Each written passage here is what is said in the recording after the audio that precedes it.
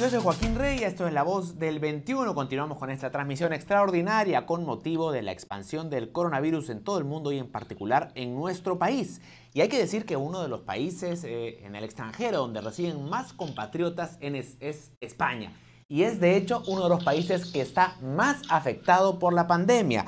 Se registran ya más de 2.900 contagios y la información que tenemos es que 84 personas han fallecido en España. Y para conocer un poco más sobre la situación en este momento y la situación de nuestros compatriotas en España, hemos tomado contacto telefónico con el embajador de Perú en España, el señor Claudio de la Puente. Embajador, ¿cómo está? Buenas tardes allá en España. Buenos días allá en Lima, Joaquín, un placer saludarlo. Buenas tardes aquí en España, a la orden. Gracias por tomar nuestra llamada. Bueno, descríbanos en términos generales a esta hora del día y en España, ¿qué es lo que se vive en las calles? ¿Cuál es el sentimiento que se respira en España y en Madrid en particular, que es una de las ciudades más afectadas en torno al coronavirus? Tiene usted mucha razón. Efectivamente, Madrid es uno de los focos de afectación del coronavirus dentro de España. El 60% de los casos se registran en la capital, ¿no? Y hay pues una interrupción parcial, pero bastante extendida de actividades, tanto públicas como privadas, ¿no?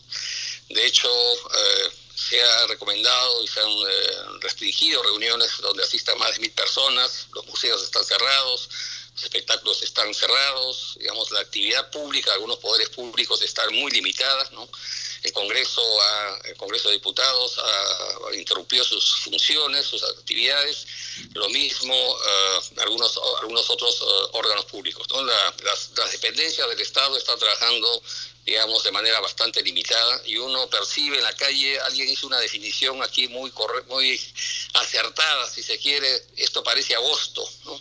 Estamos en marzo, pero parece agosto, donde pues los madrileños salen masivamente de la capital.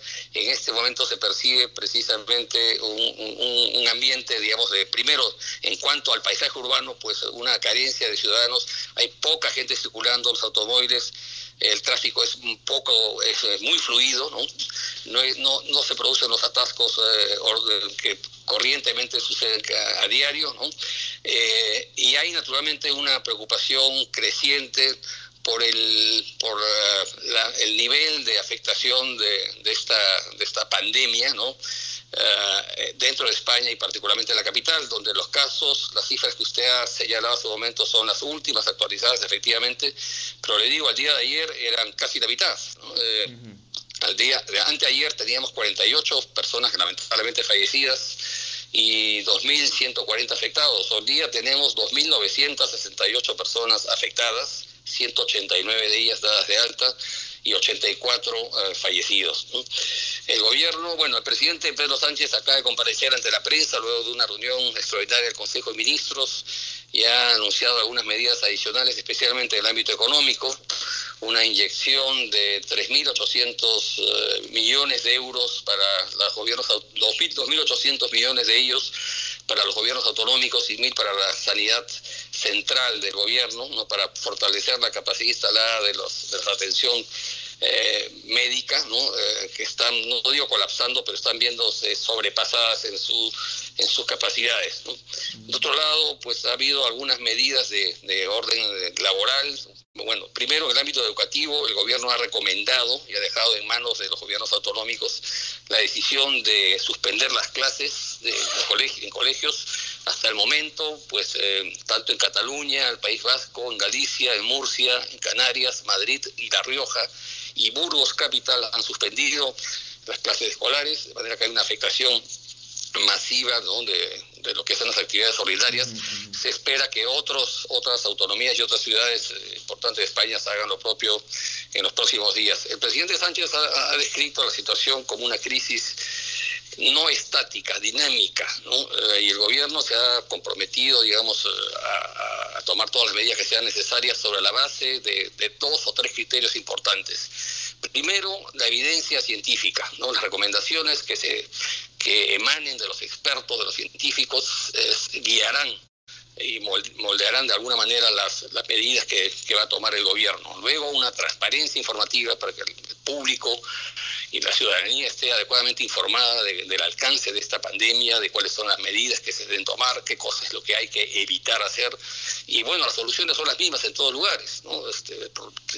Soluciones de higiene, lavado de manos permanente, evitar concurrir a actividades públicas, y reportar inmediatamente síntomas de afectación que puedan sufrir cualquier persona, ¿no? Y otro criterio importante es el seguimiento diario, y esto tiene que ver con lo que señalaba hace un momento, que se trata de una crisis dinámica, ¿no? Evolutiva, que día a día va lamentablemente creciendo hasta el momento, ¿no? Entonces el gobierno se ha precisado a adaptar las soluciones a la evolución de la crisis, ¿no? Digo, el día de hoy, como señalaba hace un momento, se han destinado fondos adicionales por 3.800 millones de euros para, digamos, paliar de alguna manera los efectos de la crisis a través del fortalecimiento de la capacidad instalada de hospitales públicos. Embajador, si me permite, hace 2 días tuvimos conocimiento de un caso de un connacional peruano en Italia que contrajo el COVID. ¿Se tiene información de algún caso de algún peruano en España que haya también sido contagiado? No tenemos información oficial de ningún peruano que haya sido contagiado hasta el momento. Quiero ser muy prudente en lo que voy a señalar, ¿no? Si bien no tenemos información oficial de peruanos afectados, no descarto que esto pueda haber ocurrido, por 2 criterios fundamentales. Primero, la ley de prohibición de datos que está vigente. Las autoridades locales no proporcionan los nombres ni nacionalidades de las personas afectadas o infectadas por el virus. Y de otro lado, no hay que olvidar que una buena parte de la comunidad peruana, que es una de las mayores comunidades peruanas en el exterior, 200.000 peruanos en España, bueno, una parte de ellos tienen doble nacionalidad, de manera que parte de las personas afectadas podrían ser algunos peruanos de origen, ¿no? Haciendo un ejercicio hipotético, estadístico, sobre la base de la población total de España de 46 millones de habitantes y los 2.000, casi 3.000 casos de personas afectadas, digamos 200.000 personas, que es la comunidad peruana, equivale al 0.5% de la población. Hipotéticamente podría haber, estadísticamente, ¿no? Hasta, no sé, 10, 15 personas. Pero esto no pasa de ser una hipótesis y un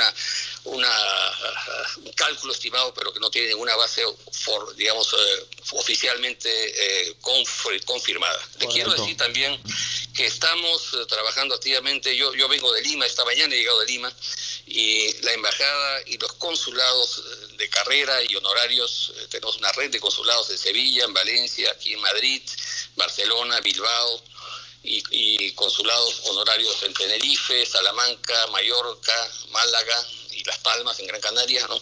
Vienen trabajando activamente para informar adecuadamente, asistir y orientar a las comunidades peruanas, ¿no? Poniéndolos al día en tiempo real de las decisiones y medidas que adopte el gobierno español, como aquellas que se están adoptando en el Perú, ¿no? Disponemos y estamos poniendo a disposición todas nuestras herramientas digamos, digitales y de comunicación, nuestra página web, Facebook, Twitter, correos electrónicos, boletines informativos, ¿no? En las cuales estamos colgando y estamos actualizando permanentemente la información de la situación del virus aquí en España y las medidas que se toman. Hemos dispuesto al mismo tiempo, hemos puesto a disposición algunos correos electrónicos y teléfonos de emergencia en cada uno de los consulados y aquí en la embajada. Estamos trabajando, dígame. Si me permite, ¿cuáles son en este momento las medidas de restricción respecto de la entrada y salida de vuelos? ¿Hay algunos destinos que se hayan cancelado? Sabemos, por ejemplo, que ayer Estados Unidos prohibió el ingreso de viajes de vuelos de Europa. ¿Qué medidas ha tomado España en ese sentido? Lo que ha hecho España es restringir los vuelos provenientes de Italia, ¿no? Particularmente por la vecindad, digamos, la cercanía geográfica, ¿no? Y el número de casos tan grave, ¿no? Que la incidencia tan alta de casos de coronavirus en ese país. Hace unos momentos al presidente Sánchez en la conferencia de prensa le preguntaron precisamente sobre la posibilidad de tomar algunas medidas adicionales. Fue muy cauto en esto, volvió a los criterios que señalaba al comienzo de su conferencia, en el sentido de que primero las decisiones se tomarían sobre la base de evidencias científicas, en seguimiento diario de la evolución de la situación y con absoluta transparencia. Es decir, no descartó la posibilidad de que pudieran adoptarse otras medidas de restricción de vuelos desde o hacia otros países, pero hasta el momento no ha sido el caso. De acuerdo. Finalmente, quisiera preguntarle por la dimensión económica de esta crisis para España. Sabemos que España suele ser entre los 3 primeros países receptores de turismo en el mundo. Y evidentemente esta crisis va a afectar severamente el turismo. ¿Qué tan fuerte va a ser el golpe desde el punto de vista económico para España? Es difícil de cuantificar, pero es un impacto enorme en la economía española. Usted ha señalado muy bien, son 46 millones de españoles que viven en este país y son 80 millones de turistas que visitan cada año a España. ¿Qué puedo decirle? Por ejemplo, Valencia, las fallas, el Festival de la Falla, que es una de las fiestas tradicionales regionales, está suspendida. Hay una suspensión, postergación paulatina y progresiva de una serie de actividades que congregan a público masivo, ¿no? Los operadores turísticos están previendo enormes pérdidas, sobre todo en la perspectiva de la cercanía de la Semana Santa, que es celebrada pues de manera muy especial en ciudades. En Sevilla particularmente, ¿no? En Sevilla particularmente, el año pasado estuve por ahí y efectivamente son concurrencias masivas, ¿no? de ciudadanos españoles y turistas de todo el mundo que visitan el país cada año. De manera que el impacto económico va a ser muy fuerte, particularmente en el sector turismo, que es uno de los pilares de la economía española.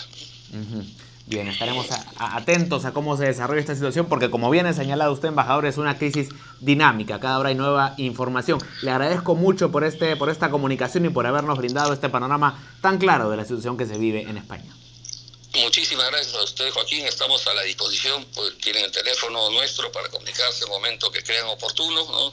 Y un último comentario, en realidad esta crisis empezó hace algunos meses en Wuhan, en China, ¿no? Y la curva descendente de los casos en China hace prever que tras el pico que puedan experimentar las crisis en algunos otros países, esto ya es una pandemia, 114 países afectados y calificado como una pandemia por el propio director general de la OMS, decía, una vez alcanzado ese pico es previsible y todos esperamos fervientemente que ese sea el caso, de que comiencen a disminuir los casos y la crisis pueda ser controlada en todos los países, ¿no? Así lo esperamos, gracias, embajador. Joaquín, y estamos a la orden, ¿eh? Muy amable, un cordial saludo hasta España. Era el embajador Claudio de la Puente, embajador de Perú en España, dando pues el panorama que se vive en este país de la península ibérica. Sigan atentos a la programación de Perú 21, vamos a seguirlos manteniendo al tanto minuto a minuto de lo que sucede en el Perú y en el mundo. Y por supuesto mañana en la edición impresa toda la información y el análisis a fondo. Con permiso.